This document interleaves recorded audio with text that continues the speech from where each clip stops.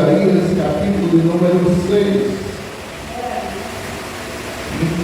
A partir do primeiro diz: no ano em que morreu o rei Osias, eu vi o Senhor também assentado sobre um alto e sublime trono, e a cada o seu manto enchia o templo, e havia serafins que estavam em cima dele, e cada um tinha 6 asas, com 2 cobriam os rostos, com 2 cobriam os pés, e com 2 voavam, e clamavam uns aos outros, dizendo: Santo, Santo, Santo é o Senhor dos exércitos, e toda a terra está cheia da sua glória. E os umbrais das portas se moviam com a voz do que clamava, e a casa se encheu de fumaça. Então disse eu: ai de mim, pois estou perdido, porque sou um homem de lábios impuros, e habito no meio de homens e de povo de impuros lábios. E os meus olhos viam o Rei, o Senhor dos exércitos. Porém, um dos serafins voou para mim, trazendo a sua mão uma brasa viva, retirada do altar com tenaz, e tocou-me a minha boca e disse: eis os teus lábios, foi purificado e a tua iniquidade foi tirada, e arrancado os teus pecados. Depois disto, ouvi a voz do Senhor que dizia: a quem enviarei? E quem há de ir por nós? Então disse eu: eis-me aqui, envia-me a mim. Pai, aplica a tua palavra no coração dos teus filhos.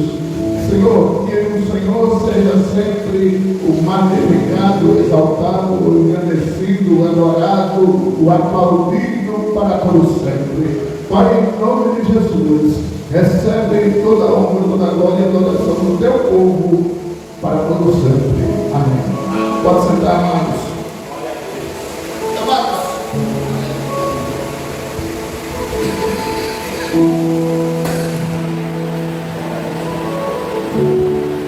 Eu li um dos textos mais conhecidos do pastor Cassiano, do texto bíblico sagrado, quando se trata do Antigo Testamento. Eu li sobre uma situação ocorrida do profeta, intitulado como o maior profeta do livro sagrado do seu Antigo Testamento. Todavia, porém, eu queria aplicar aqui algumas coisas, já que hoje o Senhor nos deu esse privilégio. E o texto começa de uma forma interessante: no ano em que morreu o rei Osias. Rei Osias, os irmãos devem lembrar que o rei Osias reinou 52 anos em Israel. Meu amado, eu já vivi 45, já vivi um bocado. Imagina o camarada reinar 52 anos em Israel. E o povo estava em um período econômico fantástico. No período do rei Osias, foi um período onde, depois de Salomão, claro, Salomão foi um poderoso, sábio, magnífico, mas antes de Salomão, Osias ficou em um patamar de um grande rei, porque foi uma época que Israel e Judá enriqueceu. Foi uma época que o povo construiu e produziu grandes carros de guerra. Foi uma época onde a terra produziu bastante alimento, até 3 vezes mais do que o normal. Foi uma época onde a geração foi abençoada na sua forma numerológica. Todavia, porém, no entanto, espiritualmente, o povo não estava bem, o povo não estava aceitável diante de Deus. Mas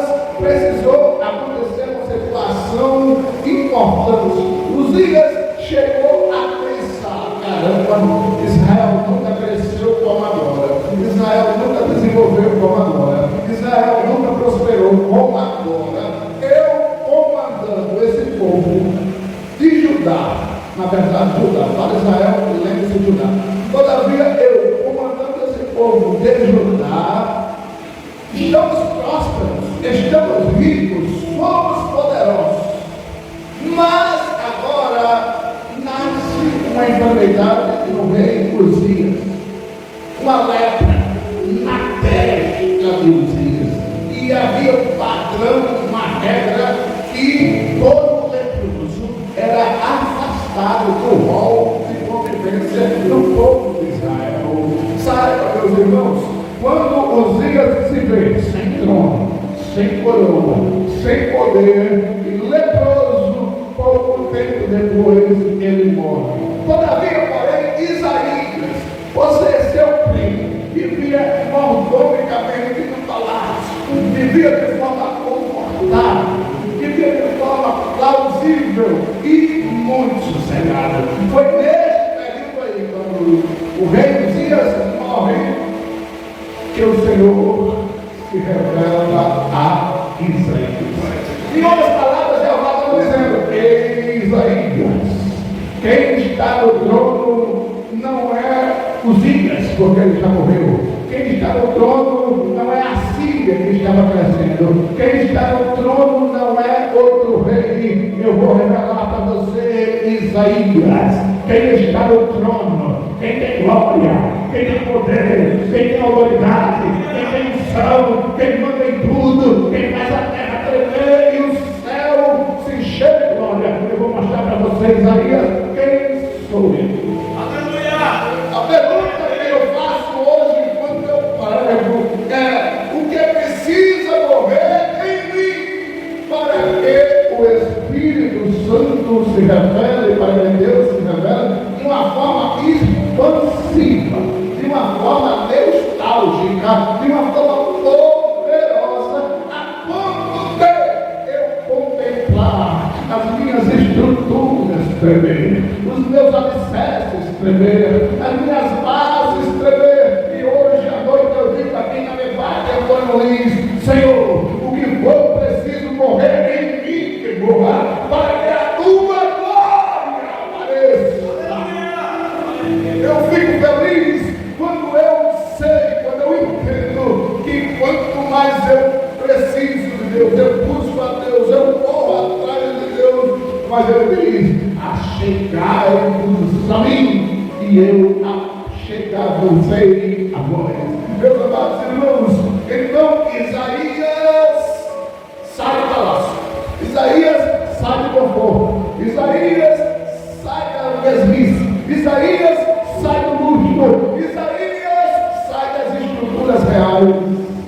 Porque poucas vezes você vê Deus falando em um lugar que você está confortável e descansando.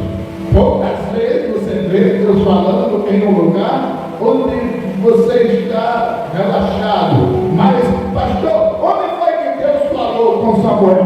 No templo. Onde foi que Deus falou com Ana? No templo. Onde foi que Deus falou com Eli? No templo. Onde foi que Deus falou com Samuel? No templo. Há um lugar onde Deus gosta de falar com você. É claro que ele fala no ônibus, ele fala no trem, ele fala no trabalho, ele fala no supermercado, ele fala na rua, ele fala no trânsito, mas há um lugar específico que ele gosta de falar com você, e é o que é do templo. Há uma música antiga que eu me lembro agora que diz: faz de mim um verdadeiro adorador, um oferta de louvor, quero contemplar teu rosto, ó Pai. Meus amados, quando Isaías sai do conforto e vai ao templo, aí no templo Jeová se revela. Primeiro, ele registra a época, no ano em que morreu o rei Uzias. Sabe que eu entendo da forma mais popular e simples possível? No ano em que morreu o rei Uzias, virou a chave. No ano que morreu o rei Uzias, eu me tornei um crente fiel. No ano que morreu o rei Uzias, a minha vida espiritual mudou. A minha vida espiritual mudou. No ano que morreu o rei Uzias, houve uma diferença na minha vida. No ano que morreu o rei Uzias, eu fui chamado por Jeová para fazer a diferença na minha geração. No ano que morreu o rei Uzias, Amados irmãos, perceba bem o que enxerga bem. Então ele diz: eu vi o Senhor. Mas ele não só viu o Senhor. Se ele visse o Senhor, já estava magnificamente perfeito. Mas ele viu onde o Senhor costumava estar, assentado em um alto. Alto aqui significa poder, grandeza e sublime trono. Sublime aqui representa a glória. E existia anjos e cada um tinha 6 asas. Aí você pode perguntar: por que 6 asas? Porque a Bíblia já explica: 2 cobriu os pés, 2 cobriu o rosto, 2 domavam.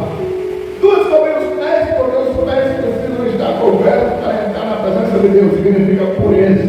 2 cobriu o rosto, porque os anjos não podiam contemplar a glória de Deus, que era magnífica. E 2 eles voavam, porque no céu a adoração é feita voando, é feita de toda hora, todo momento, todo instante, toda situação. O céu não para de ser ouvido prato de adoração.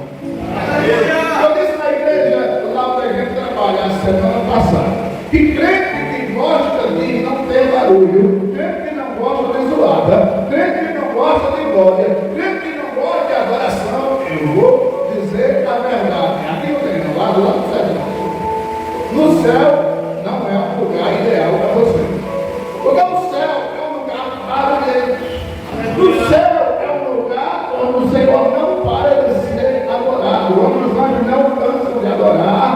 E Isaías, quando viu isso, ele viu mais coisas. Ele viu o quê? Ele viu que o lugar que ele estava, a casa de Deus, se encheu de glória, se encheu de fumaça. E as bases do templo estremeciam. Irmão, peça a Deus para sentir, para ver a glória de Deus, a ponto das suas estruturas estremecerem.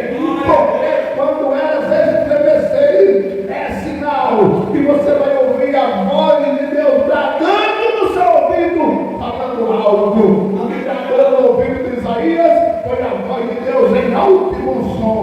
Depois dele achar que ia morrer, depois que ele achava que se acabou tudo, depois que ele achava que estava tudo destruído, depois que ele achava que estava tudo terrivelmente acabado, Jeová deu um grito, um brado e disse: a quem eu vou enviar? Esse brado ecoa no Antônio Lins hoje. Esse brado ecoa neste lugar hoje. Esse brado ecoa no sertão hoje. Esse brado ecoa no céu hoje. Para nós esta noite, dizendo: a quem eu enviarei? Eu tenho certeza que se Jeová brada esta noite aqui, eu tenho certeza que ele encontrar um grupo de pessoas dizendo a mesma resposta de Isaías, dizendo: Senhor, eis-me aqui. Glória a Deus. Olha, se eu fosse falar só do eis-me aqui, eis-me aqui, eu abro mão de tudo. Eis-me aqui, o rei é prioridade. Eis-me aqui, Senhor, todo disponível. Eis-me aqui, seja feita em mim a tua vontade. Eis-me aqui, não vivo mais eu, mas Cristo vive em mim. Eis-me aqui, estou pronto para atender o teu chamado. Eis-me aqui, pode me enviar para onde for, para qualquer lugar, em qualquer situação, em qualquer circunstância. Eis-me aqui.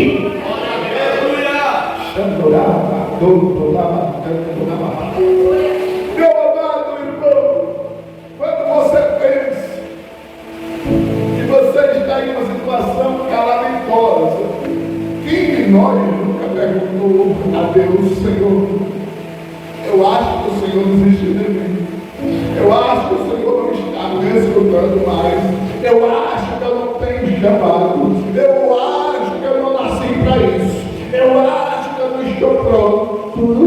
Quando você estiver se sentindo exatamente assim, vamos copiar Isaías, vamos correr para o templo, vamos ouvir a voz de Deus no templo, vamos ouvir o grito de Deus no templo, que o Senhor vai falar. A Bíblia diz que o Senhor é imutável. Se ele não muda, ele é o mesmo. Se ele é o mesmo, ele ainda fala. Se ele procurando alguém. Se ele está procurando alguém, ele encontra aqui no Antônio Lee, na Degote, pessoas disponíveis. É uma necessidade brutal. É a necessidade de pessoas que respondam como Isaías. Meu amado, pastor Gerson, Ministério do Bar, tem conhecido de perto a nossa realidade. Tem sido uma bomba, como ele disse. E essa realidade, lá no sertão, Deus colocou a gente lá em 47 graus de temperatura às vezes. Mas, deixa eu dizer uma coisa para você. Talvez você esteja pensando, mas Deus não me colocou no sertão. Mas você pode ganhar aonde você chegar, aonde você pisar, aonde você for, aonde você se posicionar. Ei, crente não é influenciado, crente influencia. Crente não é iludido, crente conquista vidas para o reino. Mas pastor, se eu faço a vontade de Deus, parece quanto mais eu estou servindo ao Senhor, quanto mais eu estou me dedicando, quanto mais eu estou fazendo como Isaías fez, mas eu estou passando por adversidades.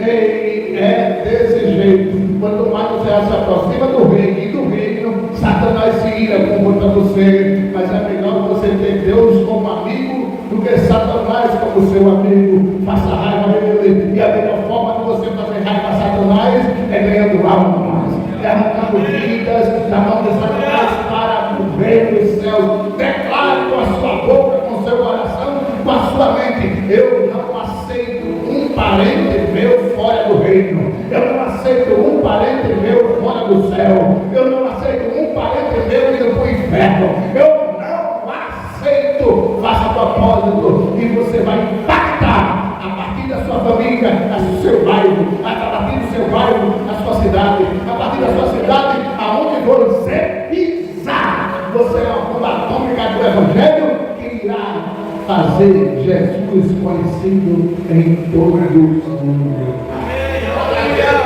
A disposição de Isaías me chama a atenção, porque não é fácil você sair do conforto, não é fácil você sair da mordomia, não é fácil você sair de toda a estrutura que Isaías tinha como primo do rei, para agora atender um chamado de Deus, a ponto de ele dizer: eis-me aqui. E quando eu escuto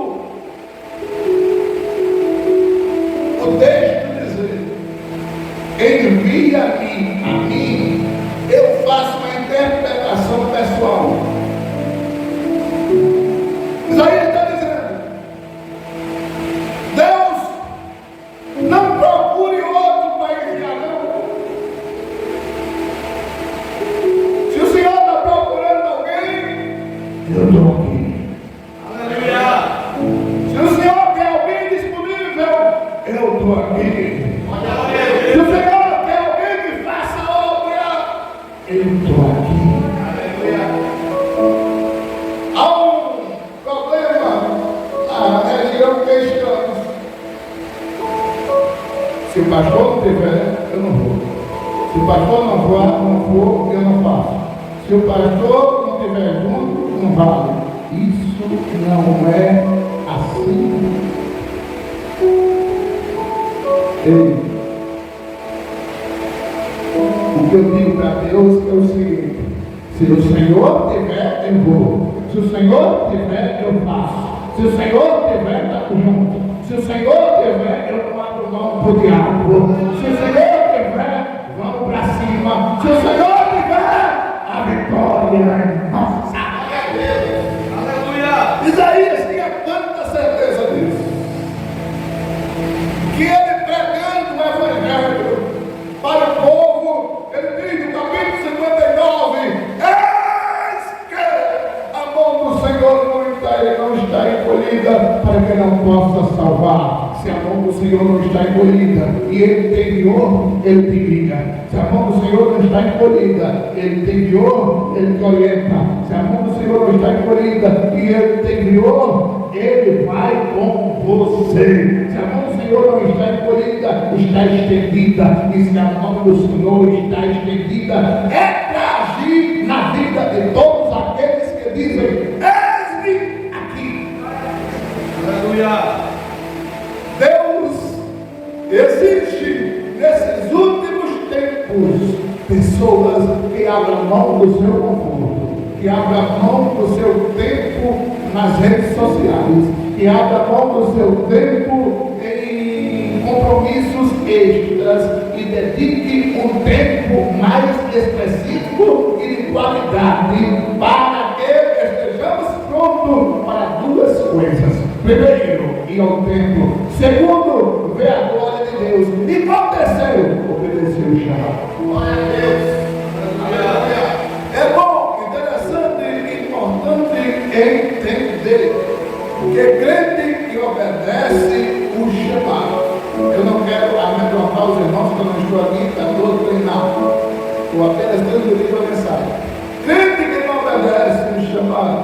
Crente que não obedece a voz de Deus. Eu conheço um camarada que não obedeceu a voz de Deus e perdeu uma perna.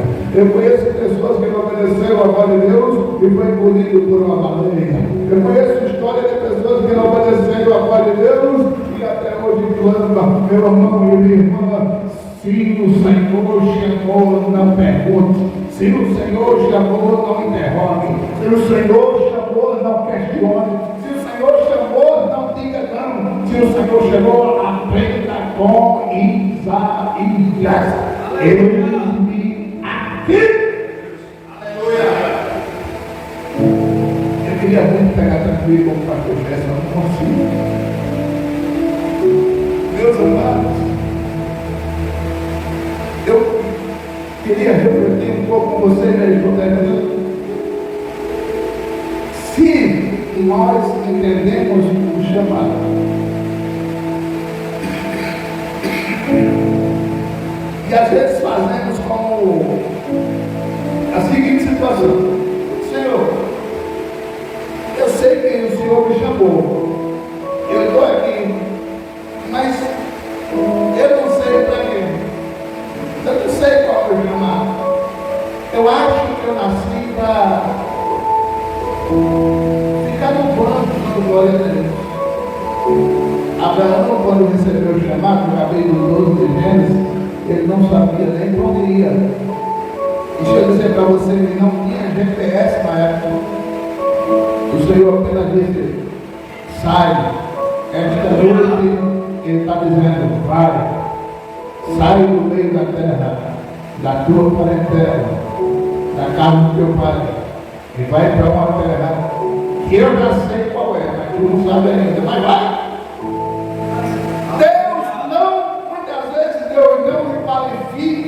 Para fazer, ele qualifica fazendo. Mas está na Bíblia? Está. Davi era um especialista em guerra? Não. Quando ele começou que derrubou o Golias? Não. Ele tinha matado um urso? Ok. Um leão? Ok. Mas ele é especialista em guerra como Saul? Não. Mas, no seu processo, até chegar no trono, e no trono, ele se tornou o rei mais guerreiro, mais especialista em guerra. Mas a primeira grande guerra que ele enfrentou foi com Golias, com 2,90 metros de altura. Ele não tinha experiência máxima em guerra, ele estava aprendendo o que era guerra. Mas durante o processo ele aprendeu a ser guerreiro. Vá, aceite o processo, mesmo se achando despreparado, enfrente o desafio, que é no desafio, no processo, no propósito que Deus vai fazendo o que aconteceu em Jeremias 33. Não, Jeremias 18. Na mão do oleiro o vaso quebra, quer dizer, na mão do oleiro o vaso fica perfeito. Ele entenda, nas mãos do Senhor, você e o seu chamado serão aperfeiçoados para um propósito que ele tem. Ele não salva ninguém sem propósito específico. Aleluia.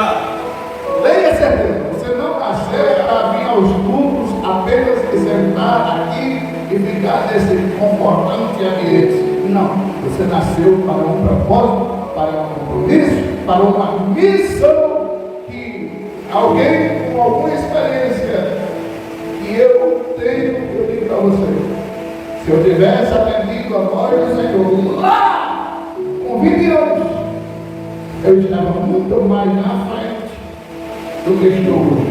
O problema é que quando eu ouvi a voz de Deus, meu caminho para ele. Quando eu ouvi a voz de Deus, vou fazer a curva por lá. Quando eu ouvi a voz de Deus, vou entrar na contramão. Quando eu ouvi a voz de Deus, vou correr daqui. Mas teve uma hora que Jeová desceu e disse: eu quero ver você sair. Irmão, tem hora que não adianta a gente querer explicar para Deus que a gente não nasceu para aquilo, não nasceu para isso. Não é bem assim que você vai explicar para Deus o quê? Ele é onisciente, onipresente, onipotente, ele sabe tudo, ele vê tudo, ele conhece tudo, ele tem toda a ciência. Eu vou questionar para explicar. Não. A melhor opção é fazer como Isaías. Ideal. E quando você aceita o seu chamado, obedece, aí o Senhor diz: é desse jeito que eu gosto. Aí usa o profeta de um jeito tão poderoso, que você lê no capítulo 53, capítulo 55, Jeremias diz grandes profecias, mas ele levou sobre si as nossas dificuldades, as nossas enfermidades. E pelas suas pisaduras nós somos sarados. Você já pensou? Você ser o profeta messiânico 750 anos antes é um privilégio único. Mas, encerrando agora, como Jeremias, como Isaías atendeu o chamado, não deixe para amanhã. Como Isaías atendeu o chamado, não deixe para uma próxima vez. Como Isaías atendeu o chamado, responda com a mesma autoridade. Porque quem atende o chamado, vê a glória. Quem atende o chamado, tem presença. Quem atende o chamado, vê Deus no trono. Quem atende o chamado, vê Deus, vê os céus abertos. Quem atende o chamado, vê anjos. Quem atende o chamado, vai hoje. Quem atende o chamado, está com Deus. Quem atende o chamado, vence o inferno. Quem atende o chamado, é mais do que vencedor. Aleluia. Quer coisa melhor do que viver cheio da glória? Atende o chamado. Quer coisa melhor do que sentir a presença de Deus de forma real e envelhecente? Atende o chamado. Quer coisa melhor do que ver o Senhor sentado no trono? Atende o chamado. Mas pastor, tem espinho na caminhada. Até para quem tem pessoa. Tem espinho na caminhada e vamos entregar. Vão identificar, vamos fazer tudo para você desanimar. Claro. Fizeram por Jesus. Se tu és o filho de Deus, questionaram a essência do reino. Me mostre alguém que teve um chamado específico na Bíblia que não passou por privações ou provações. Ninguém. Jeremias, no calabouço. Davi, eu não preciso nem falar. Porque a gente tem tempo para falar tudo. Aí, Oséias. E aí, irmão? Oséias atendeu o chamado e passou por aquele processo todo. Aquele processo não queria passar. Mas todos que têm um chamado têm um processo. E pesado. Sabe por quê?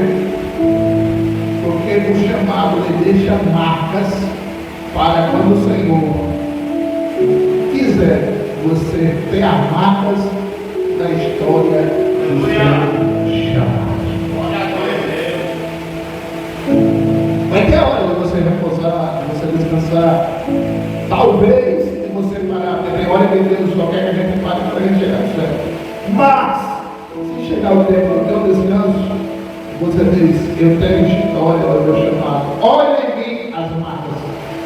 Como assim, pastor? Quem olhava para Jesus depois de ressuscitado, quando olhava para o seu lado e via suas mãos com a marca do prego, via as marcas do seu chamado. Mas eu não estou preparado, fique tranquilo, ele prepara para você, Jesus. Mas eu não estou pronto, fique tranquilo, ele te chamou a aperfeiçoa. Eu quero louvar o Senhor pela vida do meu pastor Jéssica, do meu pastor Cassiano, da sua esposa Roberta, da esposa do pastor Jéssica, eu esqueci o nome. Cícera, pastora Cícera, dos irmãos que tiveram paciência de me ouvir. Se algum dia ele tiver oportunidade e for chamado, a gente volta de novo com o maior prazer. Que o Eterno abençoe vocês. Muito obrigado, em nome de Jesus. Alô, irmãos do Antônio Lins e região, a paz do Senhor Jesus. Estaremos hoje aí no Ministério MEBAP, juntamente com o pastor Cassiano e a pastora Roberta. Venha conosco às 19h30, você é o nosso convidado, venha com a gente, vai ser bênção. MEBAP, Antônio Lins, pastor Cassiano e pastora Roberta. Estaremos juntos às 19h30, te aguardo.